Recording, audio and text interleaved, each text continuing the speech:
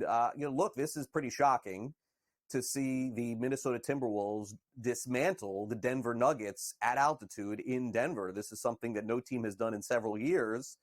And the series is far from over, but at this stage of the game, all Minnesota has to do is win 2 of the next 5 games to advance. I mean, it would seem like they have a pretty good shot. Yeah, the Timberwolves are looking great right now. They're 6-0 in the postseason so far. Anthony Edwards is having his star turn. He says he doesn't like the Michael Jordan comparisons, which I can completely understand, given that Jordan's one of the greatest players of all time.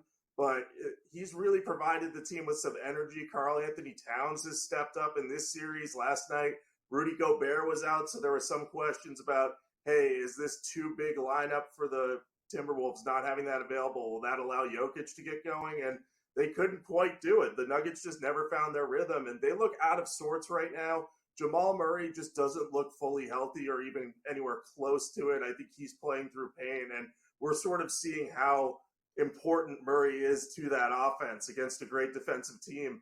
They're just not finding as many open looks. Jokic is still a fantastic passer, but he just doesn't have his wingman at full strength, and I think that's going to hurt the Nuggets. So I think the Timberwolves have to be favored in this series at this point. I don't think that they're going to sweep the defending champions, but they have really just come out and punched 2 presumed super teams in the mouth, sweeping the Suns and winning 2 on the road against Denver. So Chris Finch and those guys deserve a lot of props for what they've been able to do so far. Yeah, the shock of the playoffs, without a doubt. Now, last night's game, very entertaining also between the Pacers and Knicks. There was a little bit of a controversial call at the end of that one, but Indiana looked like they were in really good shape for a while there, Jacob, and I thought they may pull this off, and then Jalen Brunson went crazy again. Another 40-point game for him. He's just basically been unstoppable. And, you mentioned Michael Jordan with the comparisons with Anthony Edwards. I mean, this is even more fair to see this sort of historical performance that he has. It reminds me, Jacob, of back when Dwayne Wade led the Miami Heat to the championship. And I remember being at those games. They're just, when you're this kind of level of star, I know that, Jacob, there are going to be a lot of people asking, why can't they just stop this guy? But that's just when you're too good to stop. That's what's happening with Brunson. Absolutely. He's just been on fire. He's taking good shots, and he's always been an efficient player. That dates back to his days at Villanova. He was an efficient shooter. He's an efficient scorer. He's a good passer. He does everything well, and he was kind of overlooked early in his NBA career, even during the draft process, being a second-round pick, because teams wondered, well, what's his ceiling? Is he going to be a role player, or can he develop into a star?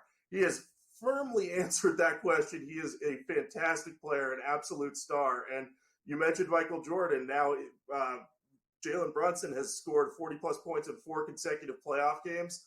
I think only 4 players in NBA history have done that, and Michael Jordan is one of them. So you're right. The comparisons are definitely there. The Knicks, as long as they have him playing like this, are going to be a tough team to beat because they do play good defense. I know Indiana scored a lot in the paint last night. They'll have to clean up that area a little bit, but Tom Thibodeau coach teams always find a way to stop you on defense. And with Tyrese Halliburton not looking 100% or sort of struggling at this point, I think it's really the Knicks series to win here. And if Jalen Brunson keeps playing like this, they should have the edge. But the Pacers have the offense to make it close. So this isn't going to be a gimme series for the Knicks either. Yeah, I mean, I would think Indiana will play better at home, but again, still a ways to go before they get there. Got to play again in New York.